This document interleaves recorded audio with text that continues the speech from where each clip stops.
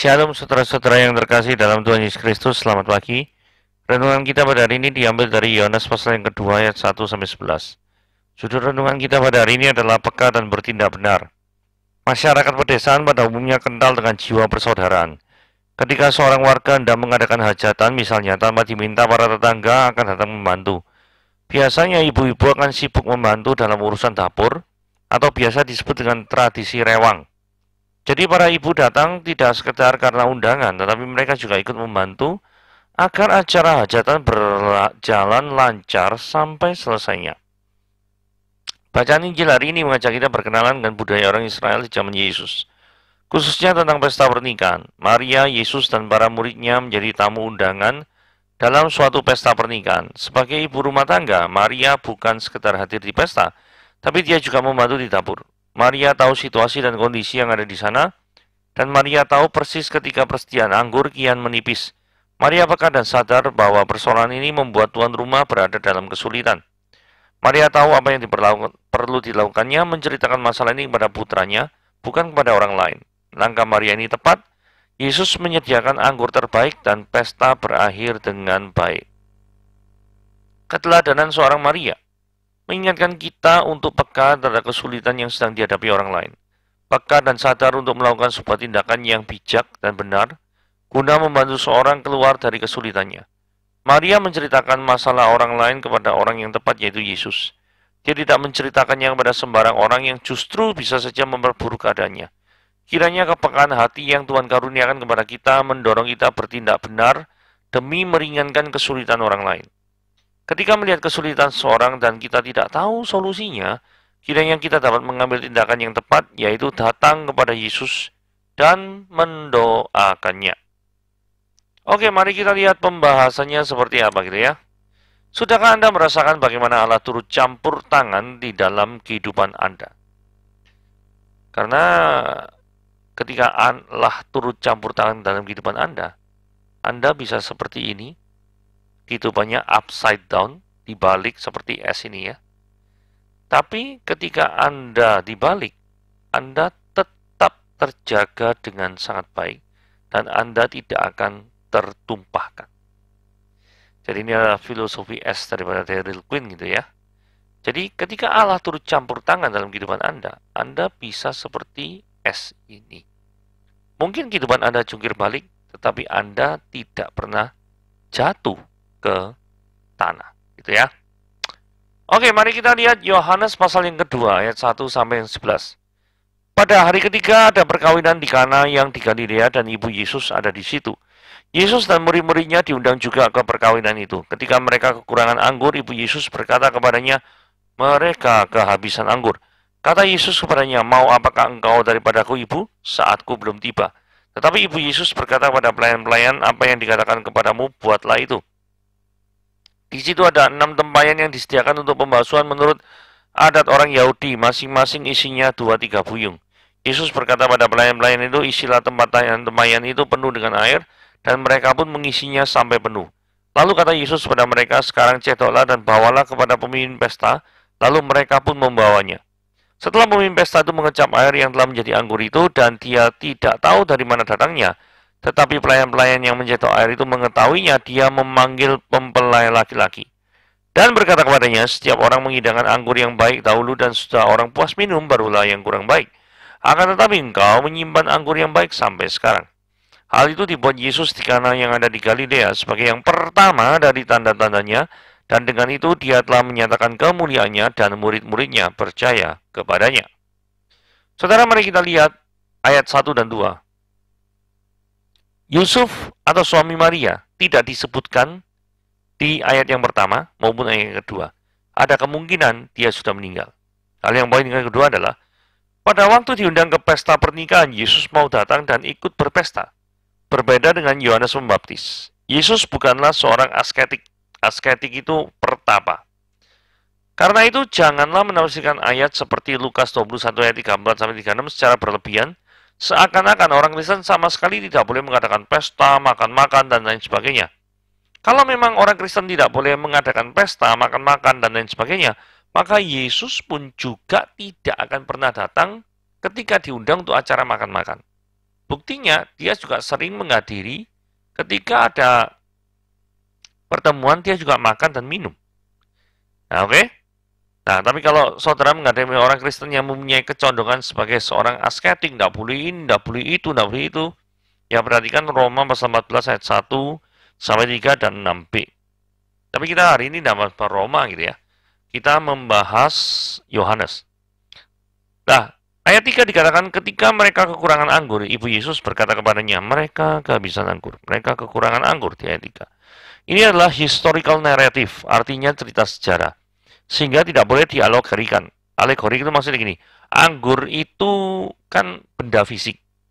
Nah, kalau alegori itu artinya anggur itu memiliki makna rohani. Nah, begitu ya. Jadi ada orang yang mengatakan gini, oh pada hari ketiga dari pernikahan mereka kehabisan anggur. Anggur diartikan sebagai cinta. Lalu Yesus mengubah air menjadi anggur. Dan diartikan Yesus memulihkan cinta mereka. Loh, menikah hari ketiga masuk kehilangan cinta. Wah, ada aneh nih alegorinya nih, ya. Tapi kalaupun misalkan benar mereka kehilangan cinta ya, ya ini tidak benar ya. Pengalegorian ini tidak bisa dibenarkan karena ini adalah cerita sejarah. Nah, poin B. Mereka bisa kekurangan anggur karena mungkin pesta pernikahannya berlangsung 1 minggu dan mereka bukan orang kaya. Atau kemungkinan kedua mungkin itu ya, PPIC-nya ya. Production and Planning Inventory Control-nya kurang baik gitu ya. Jadi atau bagian purchasing-nya, bagian pembelian anggurnya ini terlambat gitu ya. Anggurnya terlambat datang. Tapi apapun itu memang tidak disebutkan, tapi nyatanya mereka hampir kehabisan anggur atau bahkan saat Maria bilang kepada Yesus itu mereka sudah kehabisan anggur dan tidak mungkin mengindahkan hanya air biasa kepada orang-orang yang sedang menghadiri pesta pernikahan. Pestanya belum selesai, anggurnya sudah habis. Nah ini kan repot kayak gini nih ya. Kemudian ayat 3, ketika mereka kekurangan anggur, Ibu Yesus berkata kepadanya, kepada Yesus ya, mereka kehabisan anggur. Nah ketika Maria Ibu Yesus berkata seperti itu, mereka kehabisan anggur, ada berbagai macam penafsiran dan kemungkinan. Satu, maksud Maria, mari kita pulang karena anggur habis. Kalau arti yang pertama ini jelas tidak mungkin ya, tidak cocok sama konteksnya ya. Kalau kayak gitu mungkin Yesus berkata, ayo, yos, ayo pulang aja. Tapi kan tidak seperti itu ya. B, Maria mengharapkan Yesus melakukan mujizat untuk menolong mereka. Nah, kemungkinan besar kan seperti ini artinya. Ada banyak orang menafsirkan seperti ini. Tapi Yohanes Calvin, Bapak Reformasi dia, meragukan penafsiran ini karena ayat 11 menyatakan ini ya. Menyatakan ini sebagai mujizat yang pertama. Kalau selama ini Yesus tidak pernah melakukan mujizat, dari mana Maria bisa mengharapkan mujizat? Kecuali kalau sebelum ini Yesus berkali-kali mengadakan mujizat. Dan Maria mengharapkan Yesus do the same thing, melakukan hal yang sama di pesta pernikahan. Tapi kan ini nggak pernah. Karena apa? Karena ini adalah tanda pertama. Berarti sebelumnya tidak pernah. Karena kalau sudah pernah, berarti ini bukan tanda pertama. Mungkin tanda kedua, ketiga, keempat, dan lain sebagainya. Ya. Nah, teman, ada keberatan atau argumentasi yang lebih serius ngomong ini ya. Penafsiran ini tidak cocok dengan konteksnya. Kalau memang Maria mempersoalkan mujizat, dan di dalam ayat 4 Yesus mengatakan belum waktunya, lalu mengapa di dalam ayat 6 dan seterusnya Yesus tetap melakukan mujizat? Ngerti ya maksudnya? Kalau misalnya Maria mengharapkan mujizat, terus Yesus ngomong belum waktunya. Lah kalau cuma itu yang ditolak, berarti kan Yesus tidak mau melakukan mujizat. Faktanya, Yesus tetap melakukan mujizat. Berarti yang diharapkan Maria, yang ditolak oleh Yesus, itu pasti ada sesuatu yang lain lagi. Apakah itu? Nah, inilah cikal bakalnya timbul argumentasi yang ketiga, yaitu Maria itu tahu siapa Yesus dan menghendaki supaya Yesus membuat mujizat dan menyatakan dirinya sebagai Mesias. Kalau kita mau bandingkan dalam Yohanes 7 ayat 3 sampai 6 menunjukkan bahwa saudara-saudara Yesus mendesak dia untuk menyatakan diri sebagai Mesias, tetapi ditolak oleh Yesus karena belum waktunya. Saya berpendapat ini adalah penafsiran yang paling benar. Jadi memang yang ditolak oleh Yesus belum waktunya itu ketika declare himself as a Messiah, itu belum waktunya. Tapi kalau meminta untuk melakukan mujizat, itu tidak apa-apa. Jadi ada pernyataan atau maksud daripada Maria yang ditolak oleh Yesus. Gitu ya. Yang ditolak apa? To declare himself as a Messiah. Itu yang ditolak. Ayat 4. Kata Yesus padanya, mau apakah engkau daripadaku ibu? Kata ibu di dalam ayat 4 dalam Yunani-nya itu digunakan kata gunai atau Inggris itu woman atau perempuan. Berbeda dengan kata ibu di dalam ayat 3, 5, 12. Dalam Yunani itu dikatakan meter atau Inggris itu mother. Dalam kitab suci, Yesus tidak pernah menyebut Maria dengan sebutan ibu dalam arti mama. Sebutan gunai memang bukan sebutan yang kasar atau tidak hormat. Bandingkan dengan Matius pasal yang 15 ayat 28, di mana Yesus menggunakan sebutan ini terhadap perempuan Kanaan yang beriman. Tetapi bagaimanapun juga dengan tidak menyebut mama, Yesus menunjukkan bahwa mulai saat itu, Maria tidak mempunyai otoritas apapun untuk memerintah Yesus. Jangan lupa, Yesus bukan hanya sekedar manusia biasa, tetapi juga adalah Allah. Dan karenanya hal ini tidak bisa dianggap sebagai suatu kekurangan ajaran. Ini juga menunjukkan bahwa ada saatnya kebenaran harus ditahan. Karena belum waktunya dikeluarkan atau diberikan. Bahwa Yesus adalah Mesias jelas merupakan suatu kebenaran. Bahkan merupakan kebenaran yang begitu penting. Tapi toh pada saat itu Yesus belum mau menyatakan karena memang belum waktunya. Ya contohnya misalkan ada ajaran Kristen yang sulit tuh ya. Terus ada orang petobat baru. Ya gak perlu untuk memberitakan ajaran Kristen itu yang sulit kepada petobat baru. Bukan bermaksud menyembunyikan, karena dia nanti semakin bingung, belum waktunya. Contoh misalkan ya, bayi, makannya kan cuma bisanya bubur. Terus kemudian kita orang dewasa makan steak, enak. Loh, terus waktu kita pengen bayi makan steak. Nggak karu-karuan. Bukan masalah steak barang jelek. Tapi steak itu tidak cocok untuk diberikan ke bayi. Betul ya? Jadi ini bukan masalah Yesus sebagai Mesias itu salah. Yesus sebagai Mesias itu benar. Tapi belum waktunya Yesus itu sebagai Mesias dinyatakan. Barusan mulai mau pelayanan.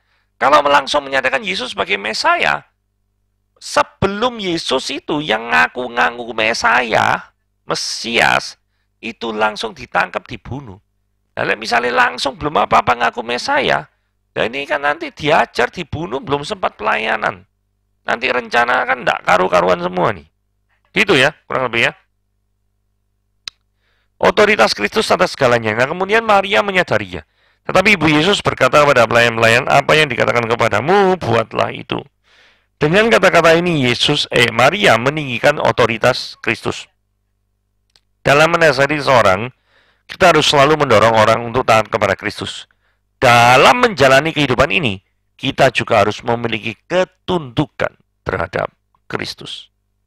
Besarnya anugerah Tuhan. Di situ ada 6 tempayan yang disediakan untuk pembasuhan menurut adat orang Yahudi. Masing-masing isinya 2 atau 3 buyung. Satu buyung atau Yunani namanya metretes. Ada yang mengatakan sama dengan 7,5 galon. Ada yang mengatakan sama dengan 8,5 galon. Bahkan ada yang lebih besar yang mengatakan 9 galon. Dari 9 galon, 2 atau 3 buyung, 2 sudah 18 ya, atau mendekati 20 galon. Jadi volume total sekitar 100.000 galon. Gitu ya. Soalnya kan tadi dikali 6. Nah, kali 9 kali 2, 18, anggap aja 20. 20 dikali 6, 120. Itu kalau 9 galon dan 2 buyung. Dan ini kan ada 3, ini 27. 27 ya 30 dikali 6, bisa 180. Gitu ya. Jadi kalau 1 galon 3,78 liter ya tinggal dikalikan sendiri gitu ya. Luar biasa banyaknya. Jadi William Hendrickson, seorang penafsir kita mengatakan gini, this fact is stated in order to emphasize the greatness of Christ's gift. Fakta ini itu dinyatakan, bahkan ditekankan untuk memperlihatkan betapa besar pemberian dan karunia Kristus. karunia Allah kepada kita semua. Nah, ketaatan terhadap perintah yang tidak seperti biasanya. Di ayat 7 dikatakan, Yesus berkata pada perintah pelayan lainnya, isilah tempayan-tempayan itu penuh dengan air. Duh, aneh ya. Tempayan-tempayan ini sudah dipakai ya toh, untuk pembasuhan, kok disuruh ngisi lagi? Kan tamu-tamunya itu sudah datang semua. Kecuali kalau ada yang belum datang, tamu belum datang, ya ini sudah datang, sudah berhari-hari gitu ya. Kemudian kok tetap ngisi suruh tempayan ini dengan air. Nah ini agak aneh. Tapi ini merupakan ujiannya. Saat perintah itu ditaati, mujizat terjadi. Problem mereka beres. Penerapannya jangan menolak firman Tuhan yang kelihatannya tidak masuk akal, atau menggelikan, atau lucu, atau aneh. Tapi dengan mempercayai dan mentaatinya, seringkali mujizat terjadi. Bandingkan dengan Naaman di dalam Kisah 2 Raja-Raja pasal yang kelima ayat 11-14. Karena Naaman ini kok cuma datang, dia tidak terima ya. Kok cuma disuruh mandi 7 kali, cebar-cebur. Lah, dia itu mengharapkan pertolongan Tuhan itu, ya ditumpang tangannya atau dia apa. Dan Naaman ketika Elisa suruh cebar-cebur mandi itu, pertama marah ya. Tapi karena pegawainya menegur dia dan mengatakan tidak ada salahnya, coba kan nothing tulus kan. Dan ketika Naaman coba, sembuh, benar-benar sembuh sungguhan. Ini luar biasa sekali. Nah kelihatannya ini aneh ya. Kok suruh cebar-cebur suruh mandi itu. Tapi dengan kondisi yang model aneh seperti itu, Tuhan menyatakan mujizatnya. Lalu kata Yesus ayat 8-nya, sekarang cetoklah dan bawalah kepada pemimpin pesta, lalu mereka pun membawanya. Setelah pemimpin pesta itu mengecap air dan telah menjadi anggur, dan dia tidak tahu dari mana datangnya, tapi pelayan-pelayan yang mencetok air itu mengetahuinya, dia mempelai laki-laki. Langsung, anggur ini luar biasa, enak, luar biasa. Maka Yesus mau mengubah air jadi anggur. Ini menunjukkan bahwa orang Kristen boleh minum anggur, asal tidak sampai mabuk. Ingat Efesus 5 ayat 18. Ada orang yang menganggap bahwa orang Kristen sama sekali tidak boleh minum anggur, kecuali dalam perjamuan kudus.